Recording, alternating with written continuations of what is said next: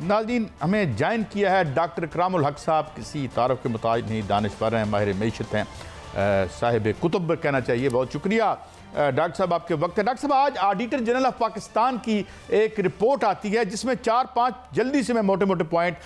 तवानाई sector के हवाले से वो कहते हैं 4.5 ट्रिलियन रुपीज़, गोया 4,500 अरब रुपए की लीकेज हुई है। उसकी वजह बताते हैं non recoveries, over payments, embezzlement यानी गबन, थेफ्ट यानी चोरी, फ्रॉड यानी धोखाधड़ी, ओवर बिलिंग यानी हमारी जेब काटना, हमने अगर बिजली 4 रुपए की इस्तेमाल की है तो हमसे ज़्यादा पैसे वसूल करना। एक तो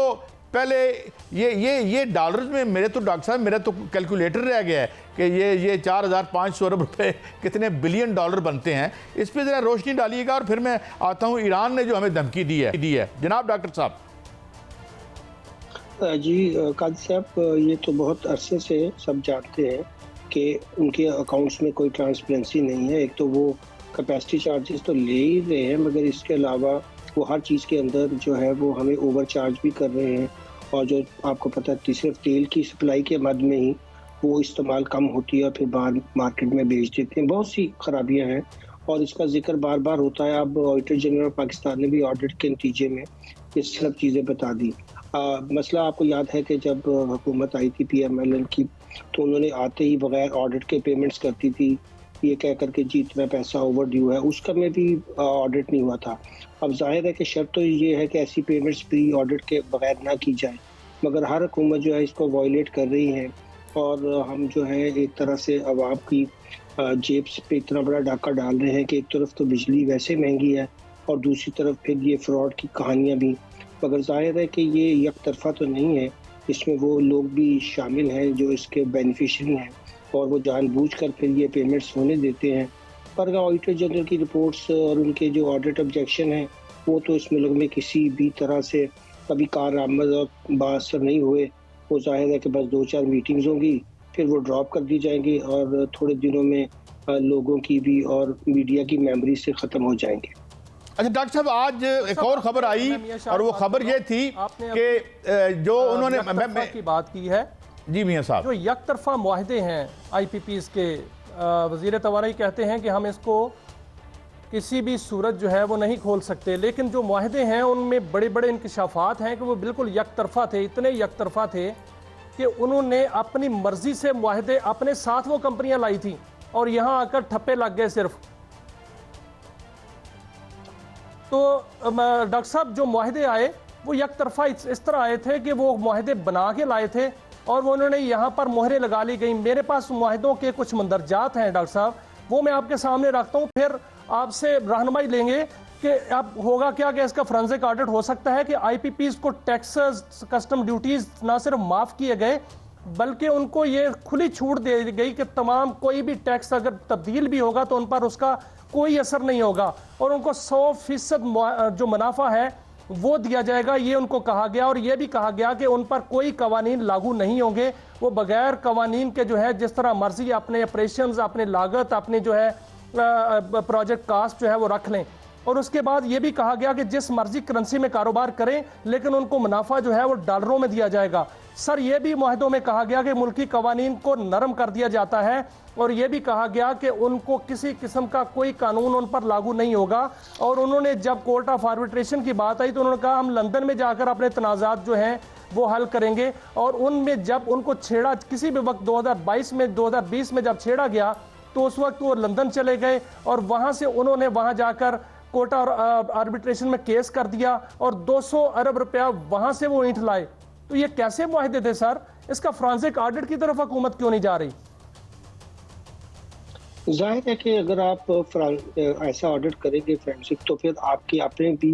जो मामलात हैं जो यहाँ लोकल बेनिफिशियरी हैं, क्योंकि जाहिर है ये मैं अर्ज़ कर रहा था कि ये जो ऑपरेशनल चीज़ें होती हैं, एक तो आप दूसरे बाया के मुआहदात जो थे वो तो वन साइडेड हो गए, मगर अब ऑपरेशनल चीज़ें जो है वो चूँकि ऑडिट के ज़रिए ही देखी जा सकती हैं और यहाँ हम आंखें बंद करके बैठे हुए हैं और नहीं चाहते कि ऐसी चीज़ हो, क्योंकि जाहिर है कि फिर जो हमारे लोग यहाँ इसके बेनिफिशरी हैं जो दूसरी तरफ देखते हैं और नहीं कोशिश करते कि उनका सही ऑडिट हो और इनको सही पेमेंट्स की जाए। वो जो भी क्लेम डालते हैं वो मिल जाता है, जो टैक्सेस तो वैसे उनको माफ़ है, मगर कोई लग भी जाए तो वो फिर गवर्नमेंट को देना पड़ता है। तो एक तरह से ये लूटमार का बाजार जो उन्होंने गर्म किया है वो भी यहाँ लोकल हमारे लोगों के साथ मिलकर ही किया है काम। जो हमारे हुकाम हैं मुख्तलिफ, वो भी इसमें मुलव्वस हैं, इसीलिए ये आगे बात चल नहीं पाती है। क्योंकि जाहिर है कि अगर हमारे लोग ठीक होते तो उनको जरूरत ना होती कि वो इस तरह की हरकतें करते और ये जारी भी रखते। क्योंकि ज़्यादातर जब ये शुरू में वर्ल्ड बैंक की तरफ से और IFC की तरफ से लोन्स और ये सब आए थे, तो उस वक्त बड़ी आसानी के साथ अगर उन्होंने कोई भी ऐसी चीज़ें की हों तो इसका जो ये मेल प्रैक्टिसेस का और जो इस तरह की करप्ट प्रैक्टिसेस के केसेस तो अमेरिका में भी डाले जा सकते थे कि आपकी इस तरह तो हम इन मुआहिदों को नहीं खोल सकते। कोई हल है कि इन मुआहिदों को खोला जाए और यकतरफा मुआहिदे खत्म कर दिए जाएं? ऐसा कोई हल है आपके पास सर? जी बिल्कुल। देखिए, ये मैं कई दफ़ा बता चुका हूँ कि मलेशिया में महातिर मोहम्मद ने आते ही ये सारे मुआहदात ख़त्म कर दिए, क्योंकि ये मुआहदात चूँकि इस तरीके से हुए हैं कि हम किसी वक्त भी अगर कोशिश करें तो इनको ख़त्म कर लेते। मगर जैसे मैं आज कर रहा हूँ कि इसमें सबसे बड़ा फिर मसला वो होगा कि उन लोगों के नाम भी बताने पड़ेंगे और वो कंपनीज वहाँ कहेंगे जी ठीक है। क्योंकि देखिए, एक तो होता है कि अगर आपका कोई डिस्प्यूट हो जाए वो तो लंदन में ज़ाहिर है, लेकिन अगर आप कोई ऐसी करप्ट प्रैक्टिस का केस डालना चाहते हैं तो उसके लिए फिर अलहदा से केस करना पड़ता है और सबूत लगाने पड़ते हैं। वो कहेंगे जी ठीक है, अगर पेमेंट्स हमने जो आपको किकबैक्स में और जो दूसरे मामलात में किए हैं फिर उनको भी जाहिर करें और पहले अपने कानून के मुताबिक अपने लोगों को भी प्रोसिक्यूट करें। अच्छा डॉक्टर साहब, आज एक और वाक़या भी हुआ कि सेनेट में इनकार कर दिया एक ब्यूरोक्रेट ने कि जी हम ये मुआहदे नहीं खोलेंगे। और ये जो सेक्रेटरी पानी और बिजली थे उन्होंने कहा जी हम ये नहीं खोलेंगे। और दूसरी तरफ जो हमारे वज़ीर तवानाई है मौसूफ, वो फरमाते हैं जी कि ये इन्हें हम आमादा करेंगे। ये क्या आमादा करेंगे कि भाई हमारी जेब ज़रा कम काटें? डॉक्टर साहब बड़ी, लेकिन मैं दूसरा एक और पहलू आपसे पूछना वो ये कि टोटल इकनॉमिक क्लैप्स को हम किस हद तक एट्रीब्यूट कर सकते हैं टू दीज डील्स? डॉक्टर साहब जी, जाहिर है कि अगर हम अपने कर्जों का बड़ा बोझ देखें, क्योंकि जाहिर है कि ये पेमेंट्स तो सारी कर्जे ले कर ही की गई हैं। डॉलर ने एक तरफ तो हमारी सारी इंडस्ट्री को तबाह कर दिया, लोगों के लिए मुश्किलात बढ़ा दी, और दूसरी तरफ जाहिर है कि जब आपके फॉरेन एक्सचेंज के ऊपर इसका इतना बड़ा दबाव पड़ा कि अब हमें बार बार IMF के पास जाना पड़ता है। और वो भी देख लीजिए लेवल का मादा होने के बावजूद हमसे कह रहे हैं कि अभी आप का इतना जो फाइनेंस में जो गैप है उसका इंतजाम कीजिए। अब अगर हम उन इदारों के पास जाते हैं जहाँ से हमें कर्जा मिल सकता है, वो कहते हैं कि पहले आप IMF की सर्टिफिकेशन लेकर आए। IMF के पास जाते हैं तो वो कहते हैं आप पहले फाइनेंशियल गैप का जो है वो बंदोबस्त करें। यानी कि हम एक अजीब मुसीबत में फंस गए हैं कि एक तरफ वो हम ना IMF से डील कर पा रहे हैं और ना दूसरी तरफ हमें अच्छे रेट के ऊपर कोई। सर दूसरी जानिब डॉक्टर साहब, ईरान ने भी धमकी दे दी है कि गैस पाइपलाइन पर मुआहदा पूरा अमल दरामद ना करने पर $18 बिलियन जो है उसका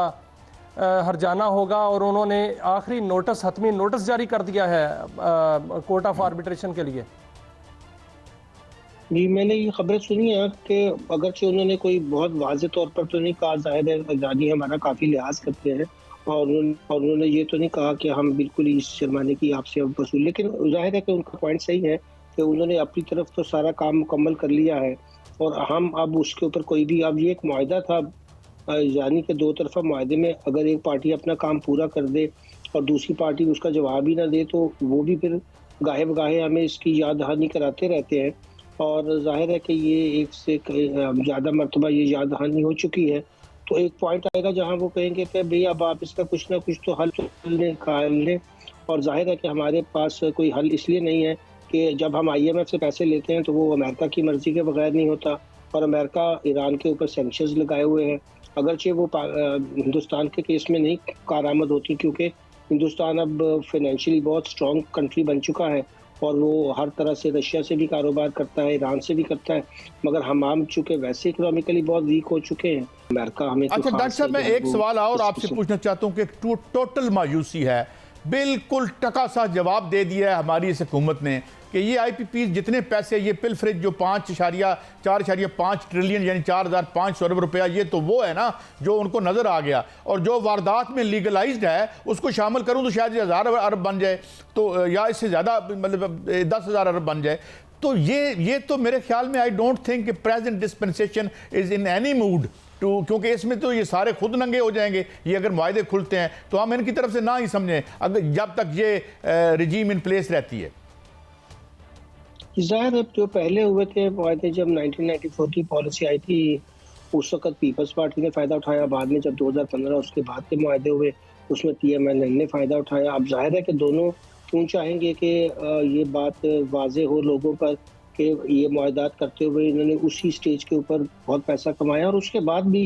ये रवैया जारी रहा है। जाहिर है कि फिर आप जिससे इस तरह का मुआहदा करते हैं उसको आप प्रोटेक्ट भी करते हैं और वो मुसलसल ब्लीडिंग जारी है। और जब तक ये एनर्जी का मसला हम हल नहीं करते हम किस तरह से आगे बढ़ सकते हैं।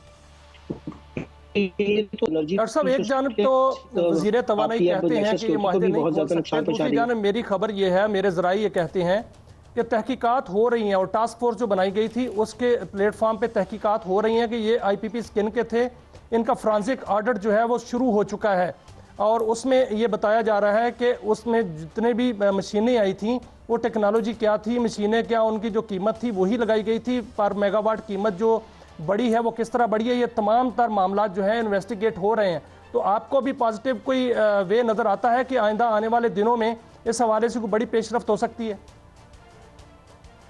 जहाँ तक रिपोर्ट्स का और इनका इन्वेस्टिगेशन का ताल्लुक है वो तो पहले से भी बहुत सा मटेरियल मौजूद है और भी आ जाएगा, मगर जो हम बात कर रहे थे कि अगर इसके पीछे पॉलिटिकल विल नहीं हुई और फिर हमने फैसला नहीं किया कि वाकई अब हमें नेशनल इंटरेस्ट में इनके खिलाफ कोई कार्रवाई करनी है तो ये थोड़े दिन खबर रहेगी। मगर अब प्रॉब्लम ये आ रहा है कि दिन ब दिन बिजली की महंगाई जो है वो इतनी बढ़ती जा रही है कि घरों के किरायों से भी वो बढ़ती जा रही है, तो ये फिर एक रिवोल्ट की शक्ल बन जाएगी क्योंकि पाकिस्तान में अब एक ऐसा मकाम आने वाला है जहाँ लोग बिल्कुल बिजली के बिल देने की सकत नहीं रखेंगे, वो अपने सांसें बेच कर भी फिर शायद ये पूरा ना कर सके। तो मेरा ख्याल है कि ये बहुत एक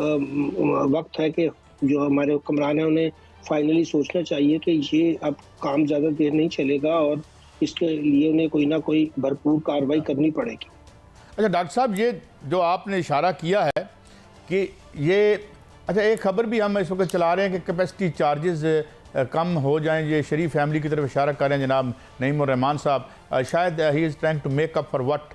उनके बारे में जब ये इन्होंने मूवमेंट चलाई थी इस्लामी वालों ने और फिर बिजली की कीमत भी बढ़ गई थी। ये तो डॉक्टर साहब बड़ी ऑब्वियस बात है कि बेनिफिशरी जो हैं अब हमारे वज़ीर मौसूफ तवानाई जो हैं अब चूँकि कैबिनेट में और कैबिनेट में जिन्होंने उनको अपॉइंट किया है खुद उनके